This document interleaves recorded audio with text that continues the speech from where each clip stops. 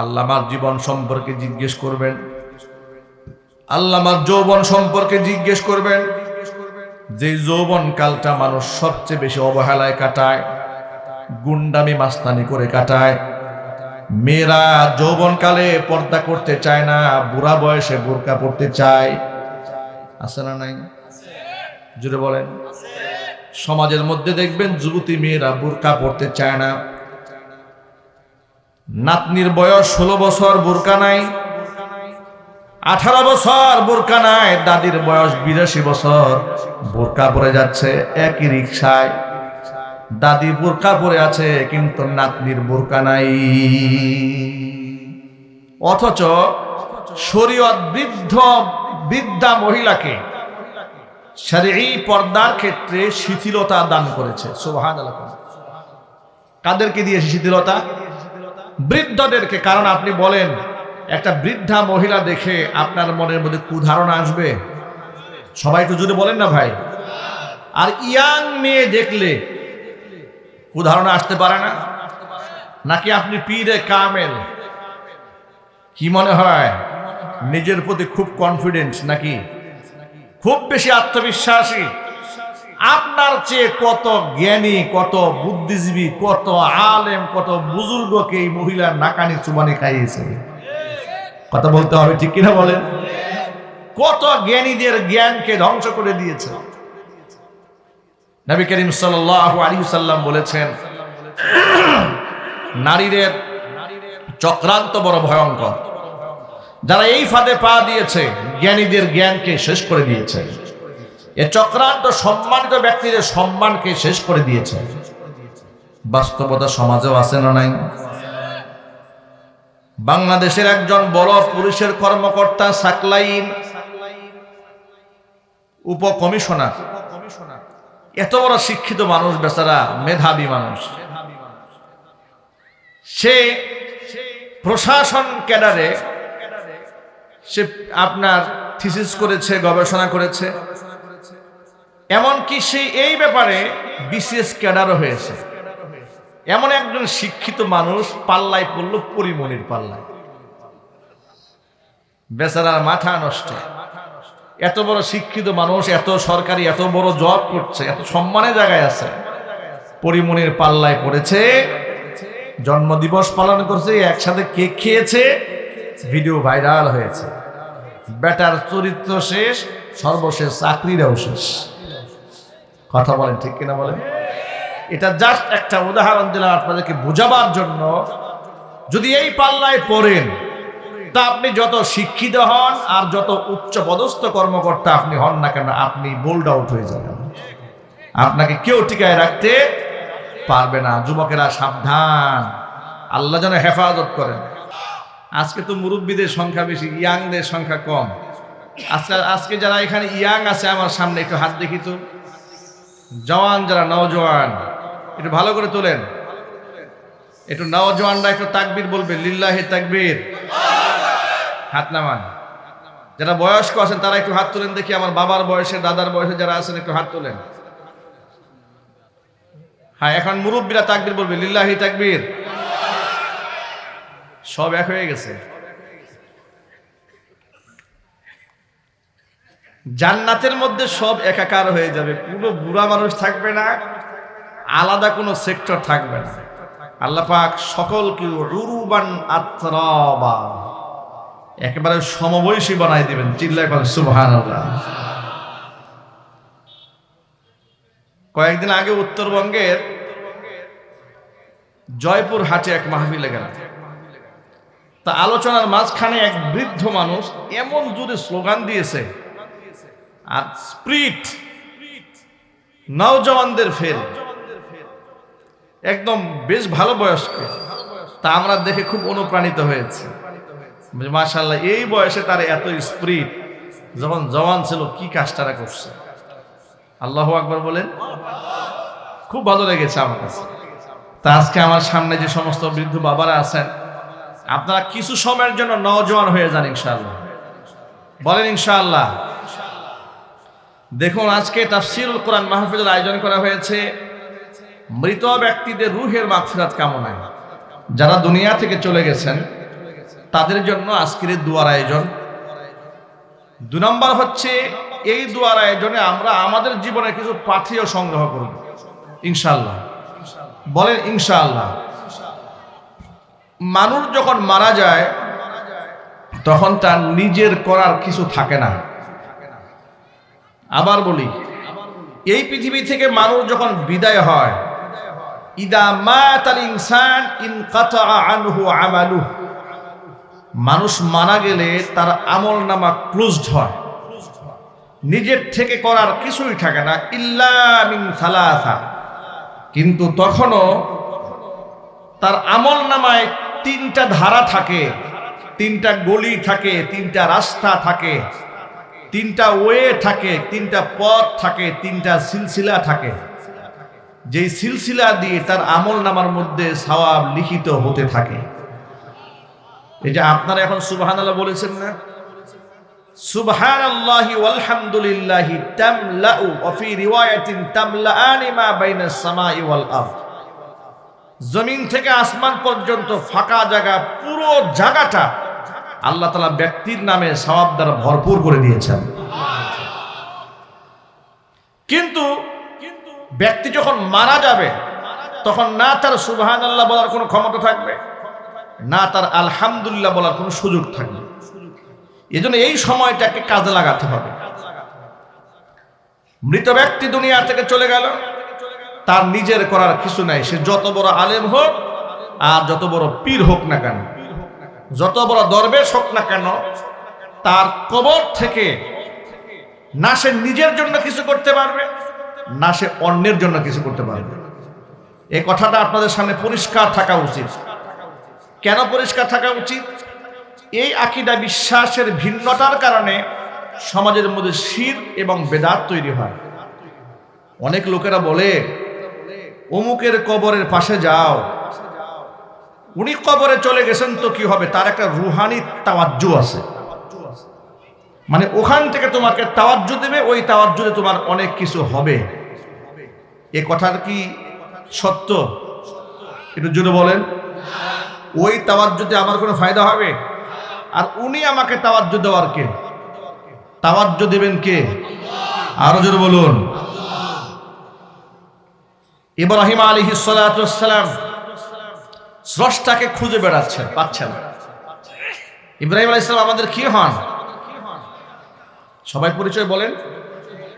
জাতির পিতা হন। তিনি স্রষ্টাকে খুঁজে বেড়াচ্ছেন, রবকে খুঁজে বেড়াচ্ছেন। কেন খুঁজে বেড়াচ্ছেন? কারণ তার তখনও তার কাছে ওহী আসে নাই। এমন ঘরে তার জন্ম হয়েছে, বাবা, দাদা, মা, ভাই, আত্মীয় স্বজন সব মুশরিক। মুশরিকের ঘরেই তার জন্ম হয়েছে। জন্মের পর থেকেই তিনি দেখতে পান আত্মীয় স্বজন, প্রতিবেশী, মা বাবা, পরিবারের সদস্যরা সকলে মূর্তি নামক দেবদেবীর সামনে মাথা নত করে আরাধনা করে।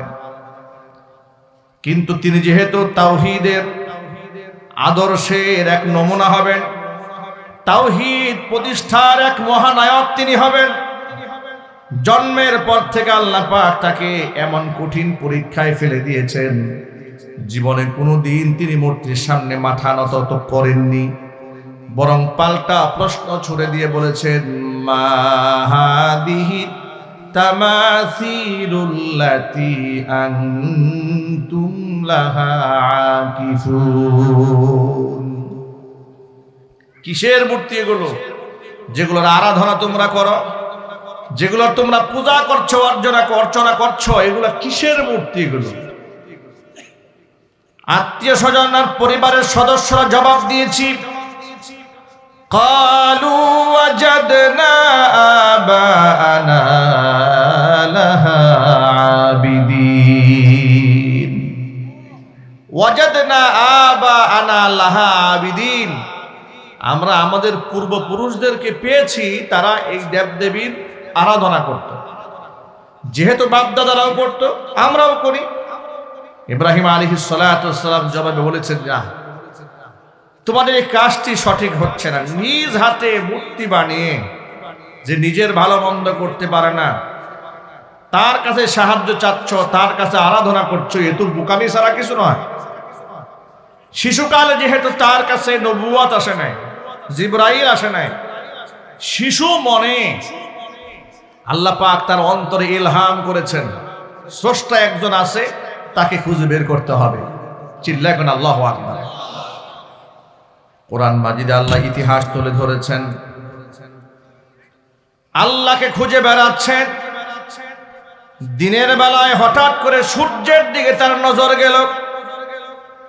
মনে মনে ভাবলেন, এটা এমন এক তারকা, এমন এক সূর্য যার আলোতে গোটা বিশ্ব পরিমণ্ডল আলোকিত হচ্ছে। আমার তো মনে হয় এটাই আমার রব হবে, যে সকলকে আলোকিত করে। কিন্তু সন্ধ্যাবেলা সূর্য যখন অস্তমিত হয়ে গেল, তিনি বললেন, না, এটা আমার রব হতে পারে না, প্রতিপালক হতে পারে না। রব যিনি হবেন তিনি কোনোদিন নিঃশ্বাস হবেন, নিঃশেষ হয়ে যাবেন না, তিনি কোনোদিন বিলুপ্ত হয়ে যেতে পারেন না, তার স্থায়িত্ব হবে চিরদিনের জন্য। সূর্য যেহেতু ডুবে গেছে, তাহলে সূর্য আমার রব হতে পারে না। জোরে জোরে বলেন সুবহানাল্লাহ। রাতের বেলায় তিনি চন্দ্র দেখতে পেলেন।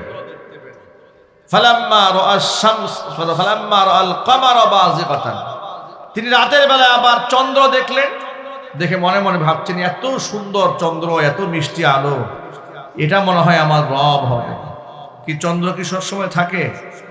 সূর্যের মতো চন্দ্র হারিয়ে গেছে। তিনি বললেন, না না, এটা কোনোদিন আমার রব হতে পারে না। রব যিনি হবেন তিনি কখনো নিঃশেষ হবেন না। জোরে বলেন আল্লাহু আকবার।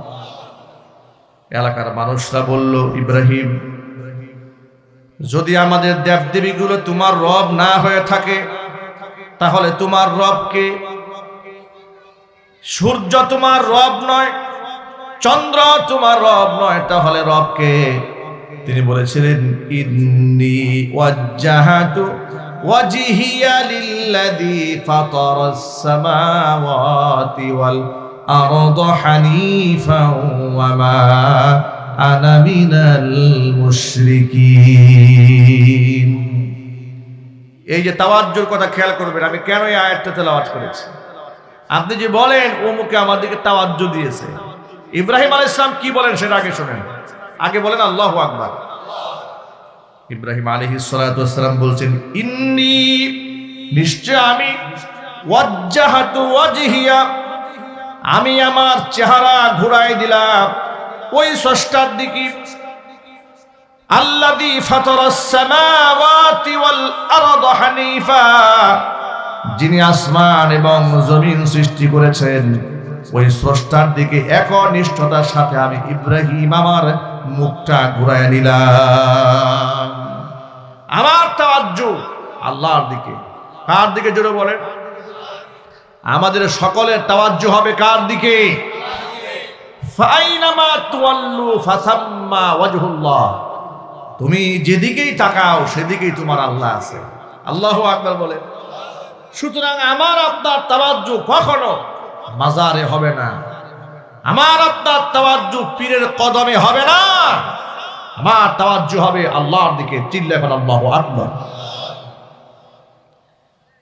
তিনি বলছেন হানিফা মানে একনিষ্ঠতার সাথে, একেবারে খালেস দিলে আমি আসমান জমিনের স্রষ্টার দিকে আমি ইব্রাহিম আমার তাওয়াজ্জু নিয়ে নিলাম, মানে আমার চেহারা ঘুরাই দিলাম, আমি তার অভিমুখী হলাম। ওয়ামা আনা মিনাল মুশরিকিন, আমি এই কাজ করে মুশরিকদের অন্তর্ভুক্ত হব না। আল্লাহু আকবার। ভাইরা আমার, মা বোনেরা আমার, এই জন্য আকীদা সাফ করে ফেলেন। কবরে যে ব্যক্তি চলে যায়, ওই ব্যক্তির দিকে আমার তাওয়াজ্জু থাকবে না, সেও আমার প্রতি তাওয়াজ্জু করবে না, বরং আমার তাওয়াজ্জু থাকবে একমাত্র কার দিকে? আর মহব্বতে বলেন, মৃত ব্যক্তি যারা, তাদের কিছু করার থাকে না। ইল্লা বিন সালাসা, তিনটা রাস্তা বাকি থাকে, যে রাস্তা দিয়ে তাদের আমলনামায় মৃত্যুর পরেও আল্লাহ পাক সওয়াব রিসানি করেন, ইসালে সওয়াবের ব্যবস্থা করে দেন। জোরে বলেন সুবহানাল্লাহ। এক নাম্বার হচ্ছে ইল্লা মিন সাদাকাতিন জারিয়া, চলমান কোনো দান যদি বান্দা করে যায়, কোনো ইতিমখানা করেছে, মসজিদ করেছে, মাদ্রাসা করেছে, মানুষ চলাচলের জন্য রাস্তা করেছে, কালভার্ট করেছে, ব্রিজ করেছে, হসপিটাল করেছে, স্কুল করেছে, যদি এগুলা সে মানুষের জন্য করে থাকে, আল্লাহর সন্তুষ্টি কল্পে যদি করে থাকে, ব্যক্তি দুনিয়া থেকে চলে গেলেও এই সমস্ত প্রতিষ্ঠানে যত নেক কাজ হবে, যত দিন পর্যন্ত নেক কাজ চলতে থাকবে, ততদিন পর্যন্ত আমল নামার মধ্যে সওয়াব লিখিত হতেই থাকবে। আও ইলমিন ইউনতাফাউ বিহি, আরেকটা হচ্ছে উপকারী জ্ঞান। আপনি জ্ঞান বিতরণ করেছেন সারা জীবন। একজন হাফেজ কোরআন শিক্ষক হয়েছে, মানুষদেরকে তালিম দিয়েছে, তার ছাত্ররা হাফেজ হয়েছে। অথবা একজন মাদ্রাসা শিক্ষক বাচ্চাদেরকে হাতে করে করে আলিফ বা তা সা জিম হা খ পড়িয়েছে, অথবা আলেম বানিয়েছে, অথবা সবসময় নসিহত করেই যায় একের পর এক সাধারণ মুসল্লিদেরকে। তার নসিহত শুনে শুনে অসংখ্য মানুষ নেক কাজ করে, ভালো কাজ করে।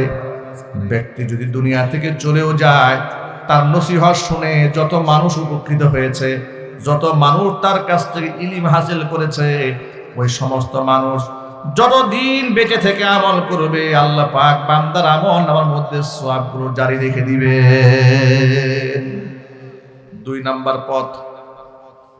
নাম্বার 3, আও ওয়ালাদিন সালিহিন ইয়াদউ লাহ, নেককার সন্তান যদি দুনিয়া থেকে রেখে, দুনিয়ার মধ্যে রেখে বাপ মা বিদায় হয়ে যায়, ওই সন্তান দুনিয়াতে নামাজ পড়ে, রোজা রাখে, হজ করে, যাকাত দেয়, আর আল্লাহর কাছে বাপ মার জন্য দোয়া করে। মনে রাখবেন, বাবা মার দোয়া সন্তানের জন্য যেভাবে কবুল হয়ে যায়, সন্তানের দোয়াও বাপ মার জন্য ঠিক সেভাবে কবুল হয়ে যায়। জোরে বলেন সুবহানাল্লাহ। এই যে আজকে যে তাফসীর আয়োজন করেছেন ডাক্তার সাহেব, আমি শুনতে পেলাম যে তিনি নিজস্ব অর্থায়নে এই মাহফিলকে এতগুলো বছর, 13 বছর ধরে চালিয়ে আসতেছেন। আলহামদুলিল্লাহ বলবেন না? জোরে বলুন আলহামদুলিল্লাহ। আমরা আল্লাহর কাছে তার জন্য দোয়া করি, আল্লাহ পাক যেন তার হায়াতে বারাকা দান করেন, রিজকে বারাকা দান করেন। অর্থ তো কত মানুষের আছে, সকলের অর্থ দ্বীনি কাজে ব্যয় হয় না। কি বলেন আপনারা? এই ডাক্তার সাহেবকে 1000 বার, 100 বার, লাখ বার কিনতে পারবে এমন সম্পদের মালিকের অভাব নাই। কিন্তু আপনি দেখুন, তার টাকা নাইট ক্লাবে কাজে লাগে, ঘুষের আড্ডায় চলে, জুয়ার আড্ডায় চলে, ক্যাসিনোর আড্ডায় তার টাকা ব্যয় হয়, বড় বড় কনসার্ট হয়, দামি দামি শিল্পী আনা হয়, সেখানে তার অর্থ ব্যয় হয়। কিন্তু দ্বীনি কাজে আল্লাহ তাআলা তার অর্থকে কবুল করেন না। ঠিক কিনা বলেন? দ্বীনি কাজে, আল্লাহর কাজে, ধর্মের কাজে কি সবার অর্থ আল্লাহর কাছে কবুল হয়? না, সব অর্থ আল্লাহর কাছে যায় না। মনে রাখবেন ভাইরা আমার, আল্লাহর নবী রাহমাতুল লিল আলামিন বলেছেন, লা তাযালু কদম ইবনি আদম ইয়াউমাল কিয়ামাতি হাত্তা ইউসআল আন খামসিন। 5টা প্রশ্নের জবাব যতক্ষণ না পর্যন্ত আদম সন্তান হাসরের ময়দানে দিতে না পারবে, ততক্ষণ পর্যন্ত আদম সন্তান এক চুল পরিমাণ হাসরের ময়দান থেকে পান নড়াতে পারবে না। কয়টা প্রশ্ন? 5টা আঙ্গুল উঁচা করেন, যাতে করে আপনি বাড়িতে গেলে আজকের ওয়াজটা মনে থাকে যে হুজুর তো হাত নাড়া দিয়ে 5টা আঙ্গুল এভাবে ঝাড়া দিয়েছেন। পয়েন্ট কয়টা? সবাই বলেন একটু, এটা মনে থাকবে তো ইনশাআল্লাহ। হাত নামান, টু দা পয়েন্ট, খেয়াল করেন একটা একটা করে। 1 নাম্বার প্রশ্ন হলো, আন উমরিহি ফিমা আফনা। মানুষকে প্রশ্ন করা হবে, জীবনটা তো আল্লাহ পাক দান করেছিলেন, ওরে বান্দা জীবনটা তোকে আমি দান করেছিলাম, ওই জীবনটা কোন কাজে ব্যয় করেছিলি? জীবনটা কার দেওয়া? সবাই মহাব্বতে বলেন, আরো জোরে বলুন। 1 নাম্বার হচ্ছে জীবনটা কোন পথে ব্যয় করেছিল, 1 নাম্বার প্রশ্ন।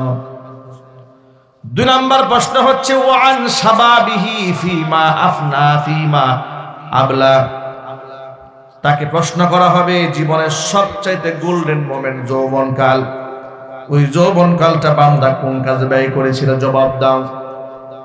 এখানে যত বৃদ্ধ বাবারা আছেন সবার জীবনে কিন্তু যৌবন ছিল, ঠিক কিনা বলেন? এই অপারেটর ভাই আওয়াজটা একটু পরিষ্কার করেন, এই মাইকের আওয়াজটা একটু পরিষ্কার করো, আওয়াজটা বেশি মোটা, আওয়াজটা ক্লিয়ার করেন, চিকন করেন। ওয়ান শাবাবিহি ফিমা আবলা, জীবনের মধ্যে সবচেয়ে দামি সময় হচ্ছে যৌবনের সময়। এটা দুনিয়া কামানোর সময়, এটা আখিরাত কামানোর সময়, ঠিক কিনা বলেন? একটা সময় 40-এর পর থেকে নানান ধরনের রোগে ধরে, যে এনার্জি 40 পর্যন্ত থাকে ওই এনার্জি কি 40-এর পরে থাকে? আরো যদি বলেন থাকে না।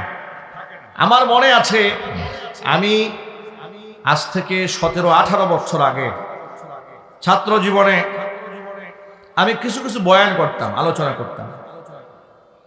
আলোচনা করতে গিয়ে বাংলাদেশের এক প্রান্ত থেকে আরেক প্রান্ত লোকাল গাড়িতে, বাসে আমি চলে যেতাম। ঘটনা এমন হয়েছে, চিটাগাং থেকে চেয়ারকুচ বাসে রওনা হয়ে ঢাকা এসেছি, ঢাকা থেকে আরেকটা বাসে করে একই সময় রংপুরের উদ্দেশ্যে রওনা হয়েছে। এত পর যে বাসে সফর করেছি এটা আমার কাছে কিছু মনেই হয়নি, কিন্তু ইদানিং অবস্থা এমন হয়েছে যেহেতু এখন বয়সের একটা প্রান্ত সীমানা আমাদেরকে ধরতে যাচ্ছে, এখন আমাদেরকে কমিটির লোকেরা বলে হুজুর ঢাকা বিমানবন্দর থেকে একটা বিমানের টিকিট করে দেব, রংপুর সৈয়দপুরে এসে নামবেন, ওখানে আপনার জন্য গাড়ি রেডি থাকবে, আমাদের রংপুরে এসে পৌঁছবেন অথবা লালমনির হাটে যাবেন।